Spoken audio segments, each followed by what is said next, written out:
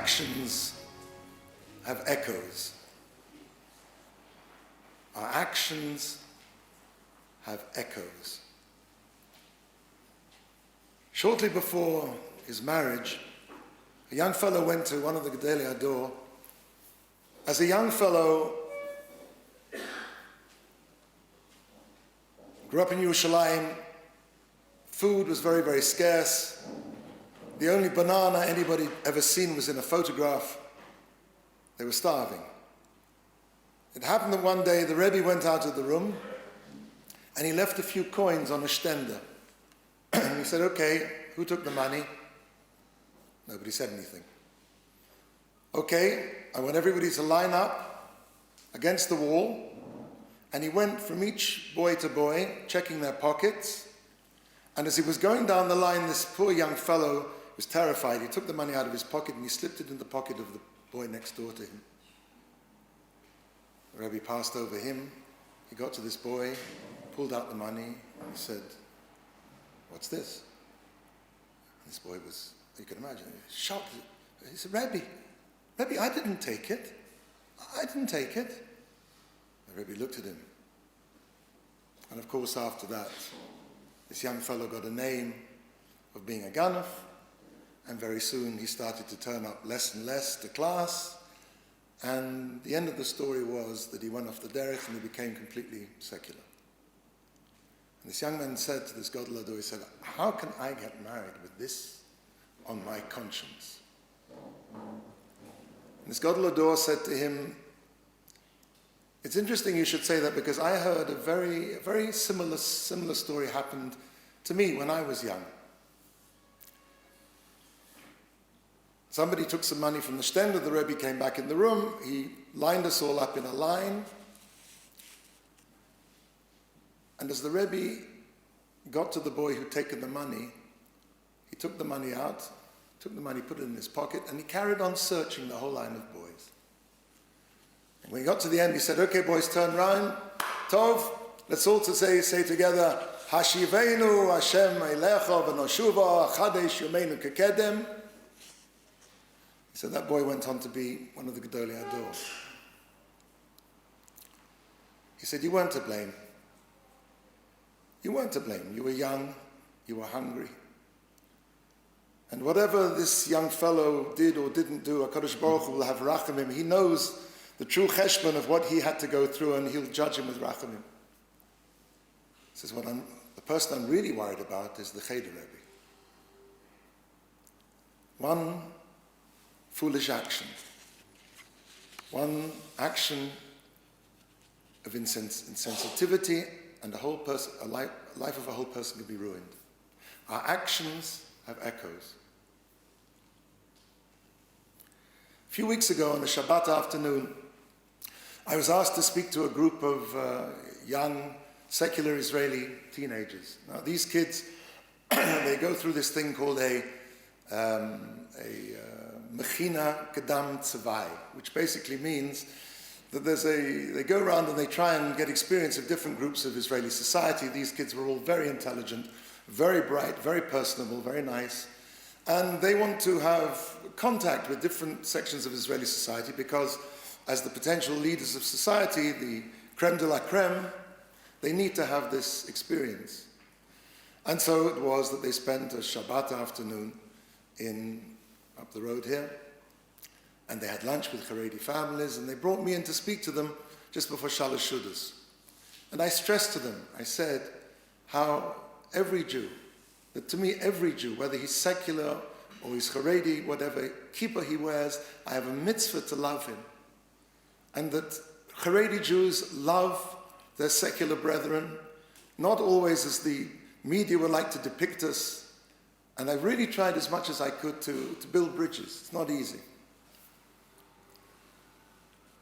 When I was finished speaking, a young girl on the side turned to me and she said, but you're not like other Haredim. I said, well, she says, you're not a real Haredi. So I said, well, I hope I am. She said, no, you're not judgmental. So I said, what do you mean? She said, I was at a lunch with the Haredi family, and my hostess there, the lady of the house, made me feel, and she's speaking in Hebrew, she made me feel like a karkara reka, which means an empty wagon. Now, I don't know if she was aware of this, but this was exactly the same expression that happened in the conversation between the Chazon Ish, Zecher Tzaddik Livrocha, and David Ben-Gurion, the first Prime Minister of the State of Israel. Ben-Gurion went to Bnei Brak to try and see if he could work out some compromise with the Chazon Ish.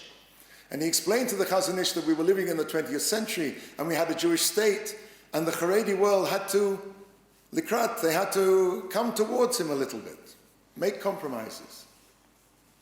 So the Chazon Ish quoted him a Gemara in Sanhedrin that says there were two wagons on the Aliyah, on the pathway up to Beit Haron.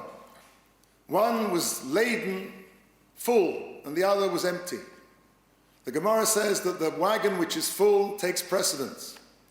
Says the Chazon Ish, we, the Haredi public, the Haredi world, we are like a wagon which is full, laden with tradition and Yiddishkeit.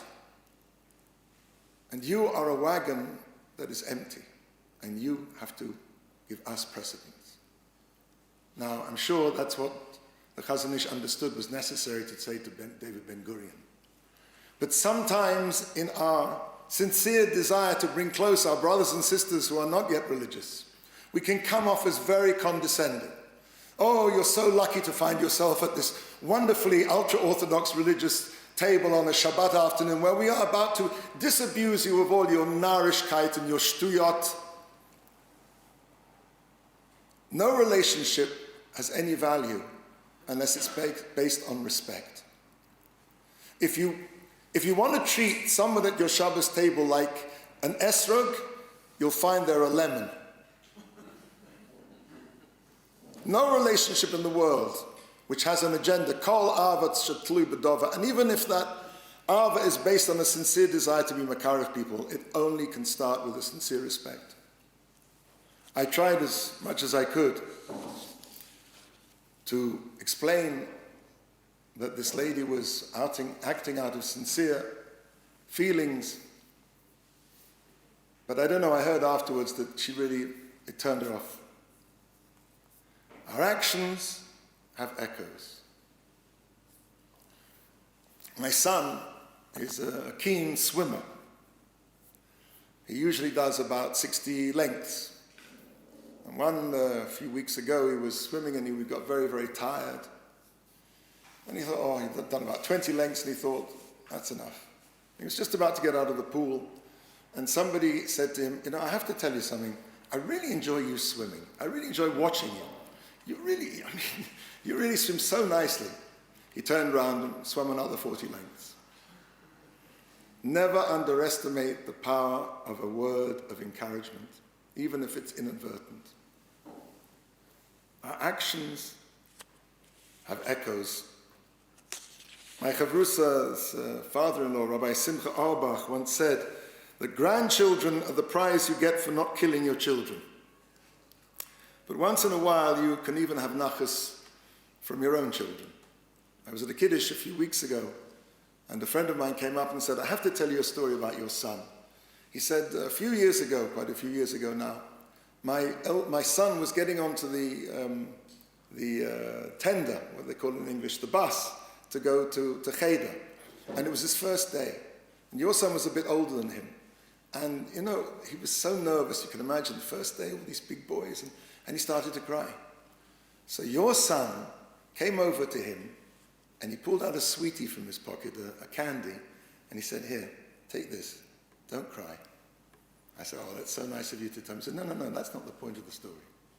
Now, in our house, at the beginning of every school term, I make sure all my children go up onto that tender with a sweetie in their pockets. Our actions echo and echo. As a young fellow from a religious family in Bnei Brak, and he decided one day to turn his back on religion, on Yiddishkeit. He moved out of his home and he moved in with his secular uncle in Tel Aviv. Now, Tel Aviv is as close to Bnei Brak geographically as it is distant religiously. But when this young fellow started to date a non-Jewish girl, and things started to get serious, and he told his uncle that he was going to marry this girl, that was it. Even the secular uncle, that's too much. And try as he might to persuade this boy not to marry this non-Jewish girl, he failed. So his last-ditch attempt, he said, look, at the very least is you owe your parents to go to Bnei Brak and to tell them in person. That much you have to do. So this fellow agreed with certain conditions. And the conditions were that he was going to have his Shabbat the way he liked it, which basically meant on Friday night, standing out on the veranda on the Mirpeset with a cigarette in his hand, with the neighbors on the opposite verandas. Shabbos morning found him there with his iPad, his iPhone. And Kam Shalashudas, the father said to him, Rabbi Aaron Lane Steinman is giving a shiur at Shalashudas. Why don't you come? So he went. And after Shalashudas, after the shiur rather, so his father brought him over to Rabbi Aaron Leib and introduced him, and he said, this is my son, he's not Shomer Shabbos anymore. So Aaron Leib looked at this fellow and he said, how long is it since you stopped keeping Shabbos? So he said, about 2 years. He said, and in those 2 years, how many times did you have hirhurim of tshuva? So he said, 4 times. And those 4 times, how long were they? About 10 minutes. So Aaron Leib said, so it comes out that in the last 2 years, you had 40 minutes of b'makom bali tshuva, ein tzadikim gemurim omdim sham. For that I envy you. Good Shabbos. He went back. This young fellow said that the words of Rabbi Aaron Leib kept going around in his head. He couldn't let it go. He postponed the wedding. Eventually he broke it off completely, and today he's from again. Our actions have echoes. As parents and teachers, how careful we have to be to use our heritage, to use the Kol Yaakov, to encourage, to inspire, to give love, and not to turn it into the sword of criticism. Parshas Devarim, we read yesterday in Shul, Elu ha-Devarim asher diber Moshe el Kol Yisrael be'eva ha-Yarden. The Sefer Tzimim and Prochim says the word Eva has the same osios as sweet. Orev. The Torah has to be sweet. Very often, I think, speaking as a Baal Tshuva, that I see that many of my friends, and I'm not saying I'm innocent totally of this, because we come into Yiddishkeit with tremendous enthusiasm, that sometimes for our children who are sachakol from birth, and we expect from them the same degree, and they're not like us. Every Baal Tshuva is a pioneer. Every Baal Tshuva has had to cross a difficult road, a difficult line. Not everybody can do that. And when we can inflict on our children the same standards, and we end up being machmir where we should be mekel, and mekel where we should sometimes be machmir, that's a recipe for disaster. The Torah has to be sweet. The Torah has to be sweet. Rav Avigdor Miller Zeichet Livrocha said that if a person wants to have sipuk in his learning, he should have kavana in v'ha'arevno, that same bracha, v'ha'arevno. In the morning we say in Birkas Torah that the Torah should be sweet. We have to learn the Torah, that's our chiyuv. It doesn't say anywhere that it has to be sweet. We have to daven for that. And he also used to say that, and I've heard 2 versions of this, that the Torah is like eating a steak. You put a piece of steak in your mouth, very nice. That's a steak. The more you chew it, the more you chazah, the more you go over it, the more the sweetness comes out. And that's the second meaning of the word orev. Orev means like vayhi erev, mixture. A person can only be mixed up in something. When it gets into his kishkas, it becomes part of him, and that only comes from going over and over things. The Yetzer Hara always says to us, what do you want to chazah this? You know it. Wait till you've forgotten it, then you can chazah. The sweetness of learning is all in the chazara. And we live in a world where we've been taught our whole education is now this, now this, now this, now this. You know, it's a miracle to me that I can still teach Tosfos to children, to boys who've been brought up on an undiluted diet of MTV, where the cutting rate is in nanoseconds. This, now this, now this, now this. Because learning Gemara is all about holding cup. Holding cup. Being able to focus, being able to contain an idea in your head for more than just a few seconds. And everything about our culture, our so-called culture, teaches us to defocus. Now this, now this. I've often thought that learning Gemara is a bit like juggling in your head. You know, you go, Omar Rava, Omar Rava, okay, you got Omar Rava, Omar Rava, Omar Rava, Abaya Omar, oh, you dropped Omar Rava, okay, let's try again.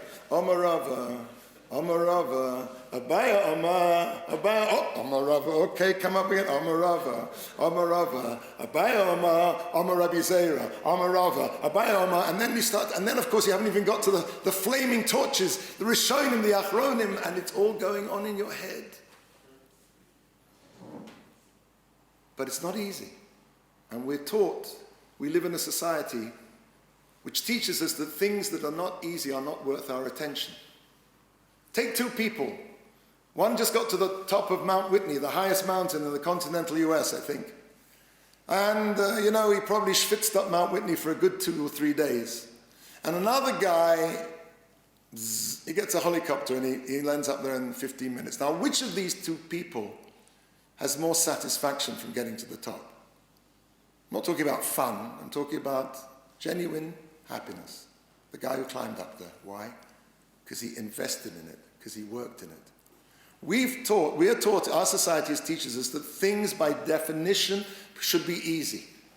And this removes one of the biggest weapons there is against lack of self-esteem, which any mechanech will tell you is probably the biggest battle that any Rabbi or any teacher faces today. Lack of self-esteem. What builds a person's self-esteem?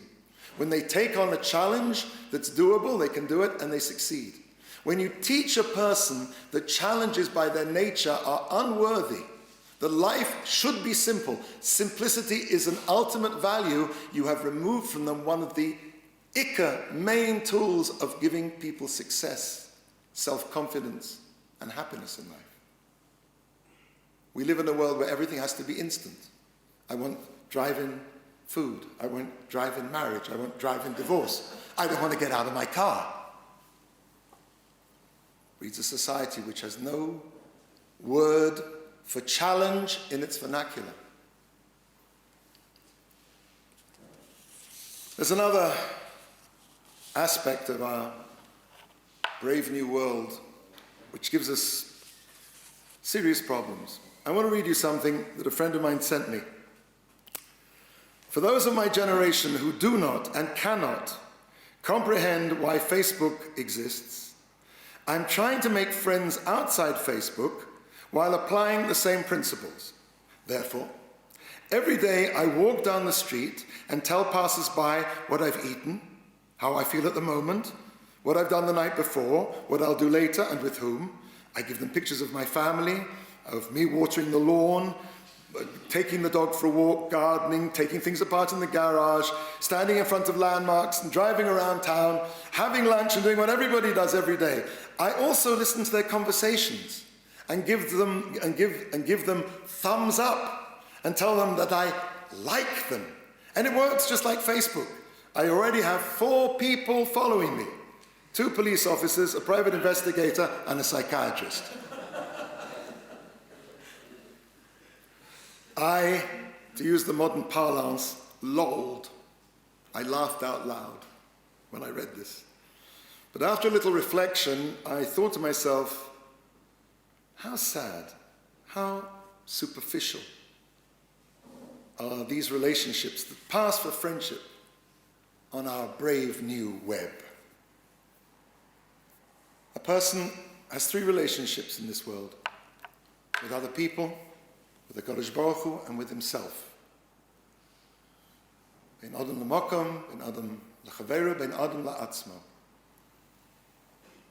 When a person doesn't have, when we live in a society which breeds superficial relationships with other people, inevitably this will breed superficial relationships in his other two areas of life, with Hashem and with himself. When a person friends Hashem, when there's no real relationship there, no sense of commitment, no sense of consequence, no schar, no onesh, friend, a nice Kodesh Baruch Hu, I'm going to friend you. I like you. And I could equally well unlike you. When that disease creeps into our personal relationships, it extends to our relationship with Hashem, and it also extends to our relationship with ourselves. Because a superficial relationship with ourselves means I have no self-respect, no self-worth. I just friend myself until I unfriend myself and end up in front of a psychologist.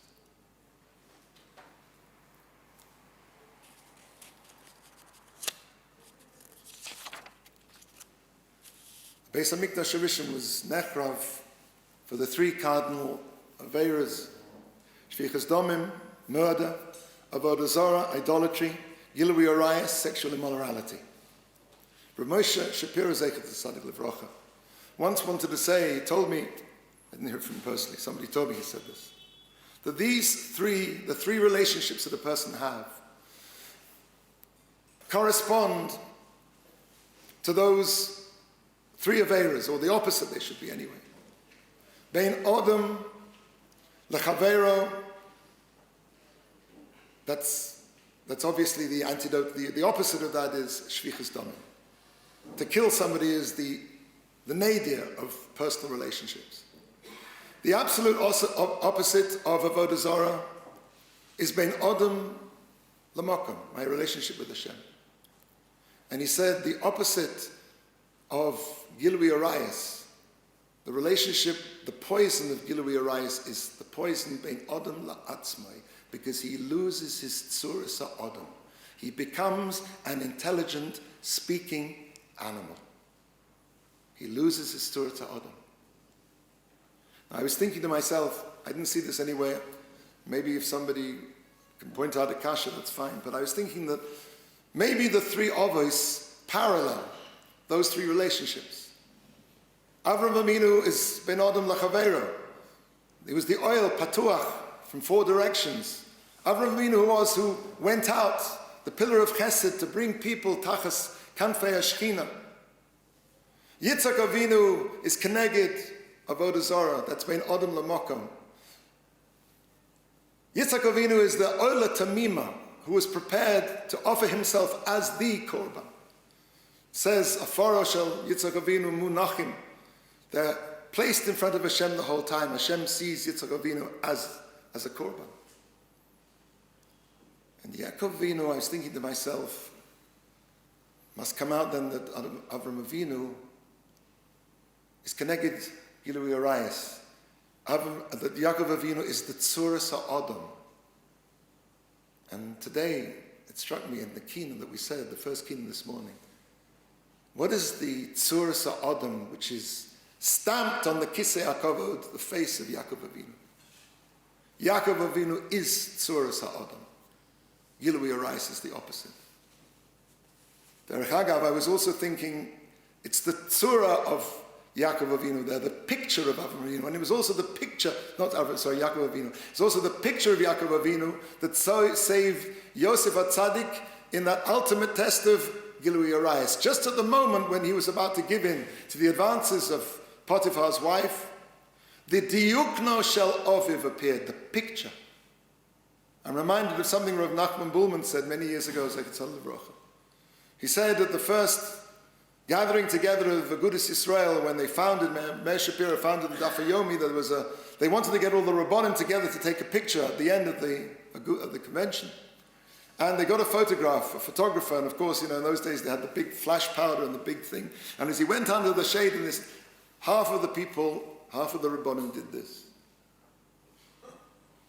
And Meir Shapiro said, Rabbi Sai, my masters, there's a generation coming that it's only the diukno, the visage of your heilige punim, which is going to keep them attached to Yiddishkeit.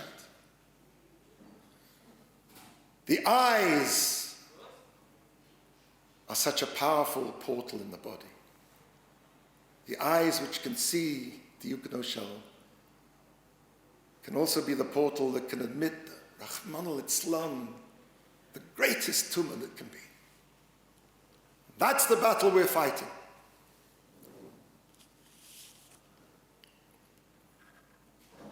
Atem bechisem bechina bechir lechinam. Ani ekba lechem bechir ledoros.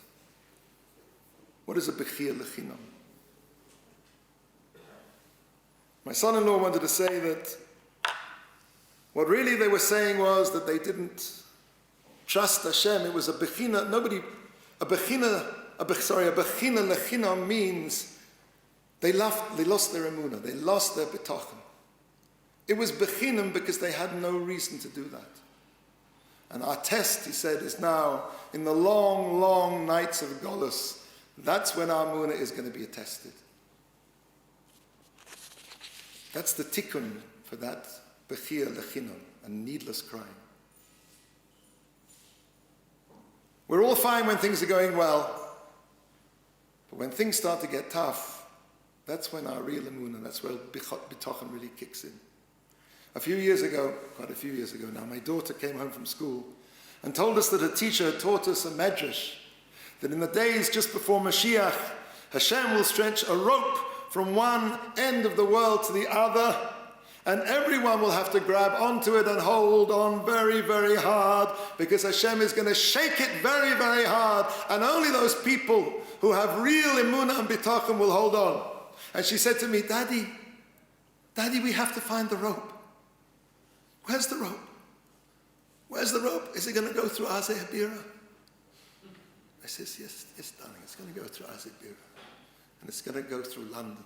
And it's going to go through Tel Aviv. It's going to go through Bnei Brak.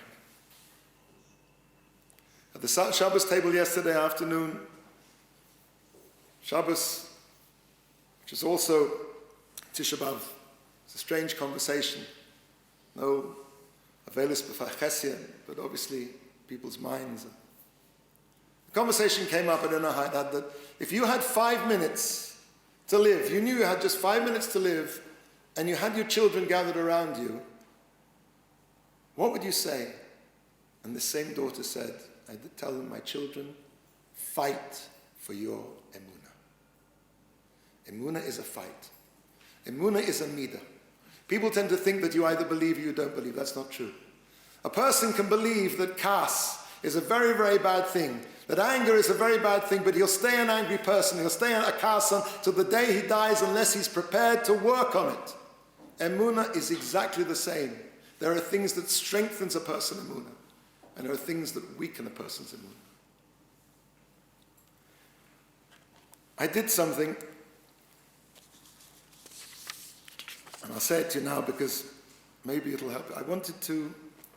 I printed out some cards and actually some fridge stickers, magnets, and I have some if you'd be interested to get one, but you could write it down yourself. I wrote this: I want to be close to Hashem because He made the world and He made me too. And He wants me, and He wants to be close to me. So I want to be close to Him too. And I know it sounds kind of trite, but 2 or 3 times a day I would pull out this card and read it. And it works. It's trite, I know, but it works. I want to finish with a story.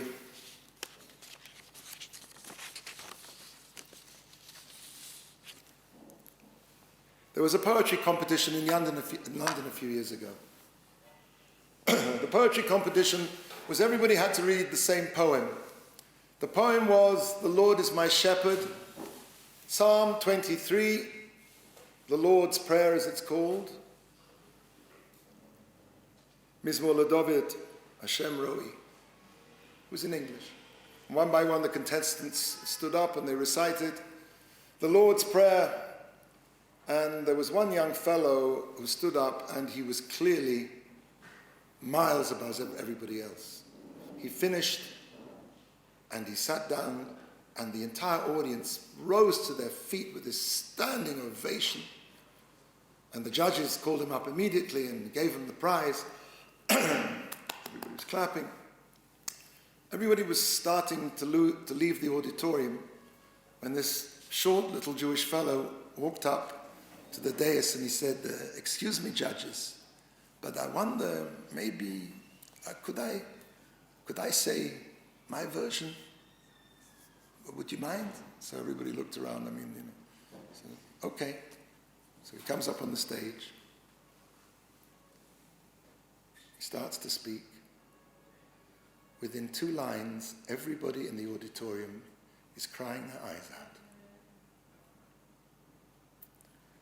He finishes the whole of Mizmor LeDavid, and he says, "Thank you very much." Walks off the stage and out into the street. And this young fellow who won the prize runs up to him and he says, "You take the prize. This is your prize." He said, No.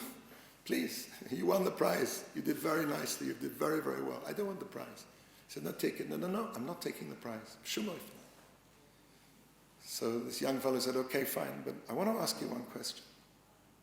Why is it that when I said Mizmor LeDavid, when I said the Lord's Prayer, everybody clapped, and when you said Mizmor LeDavid, when you said the Lord's Prayer, everybody cried?" And he said, "The reason is that I know the shepherd." The job of a Jew is to know the shepherd, to find the shepherd, to look for the shepherd, to do actions which bring other people closer to the shepherd. We're in very dark times now. Dark, dark times just before Mashiach comes. It's our job, we, few, the Jewish people, a minuscule point, but a point of bright light, which very soon, Bezrat Hashem, will illuminate the world. And next year, rather than sitting on these plastic chairs, we'll be marching together down Kvish Echad to the Beis HaMikdash.